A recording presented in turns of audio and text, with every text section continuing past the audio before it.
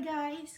Kakarating lang namin galing sa aming Lac Simon adventure ni Simon today. And while naliligo pa siya at susunod ako, dumaan ka, just wanted to share yung presyo ng mga grocery dito sa Canada.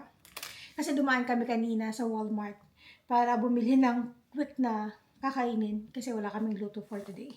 So, example ng grocery na binili namin, like for example, ito, pizza, oven pizza, quick pizza is $3.97 kasi deal siya for today sa Walmart. $3.97, Canadian dollars tayo ha.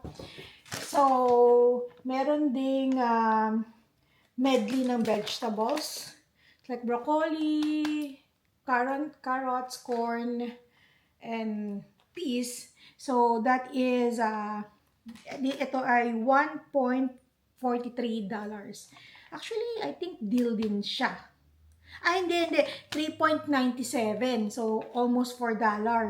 Ang nakita kong 1.43 na presyo dito sa aking resibo, yung 3.47 is actually S&B, which is salt and vinegar na chips para kay Simon. And then, yung sumunod is, interesting, Clover chips natin sa Pilipinas. So, ang Clover chips dito ay $2.47. 2.47 Canadian dollars. Okay, and then the next one that I can see here is onions. So, yung bag of onions is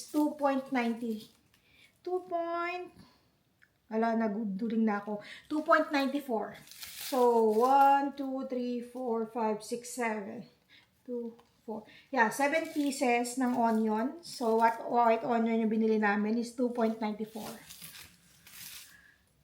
And then, yung mushroom, maliit na mushroom, is 2.44. So, ganito siya. Whole mushroom. It's 2.44. And then, bumili lang kami. Napakaliit ng broccoli stock, pero mahal na rin. 2.94. Ito lang siya. Dalawang maliit na stock. Actually, tatlong maliliit na stock is 2.94 na siya. Mahal.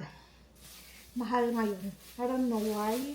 And then, yung cabbage is 1.67. There's a 0.595. Ito, cabbage. 0.595 is 1.67. And then, lastly, yung 12 pieces na eggs.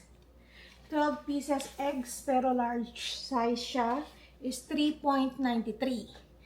So, all in all, yung subtotal ng binili namin is $25.76. Pero, syempre may tax pa yon. And yung tax is 13%. So, 0.51 yung tax. So, total na babayaran is 26.27. Sa lahat ng binili namin, 26.67.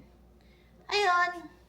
So, next time na yung mga ibang grocery like meat. Because, pag meat kasi, usually sa Costco kami bumibili. As in, yung maramihan na. Tapos, pa-share ko lang. Ano ba? Po-focus yan. And then, tatype ko na lang din sa screen. Pag meat kasi, ayun. Pag meat, sa Costco kami bumibili.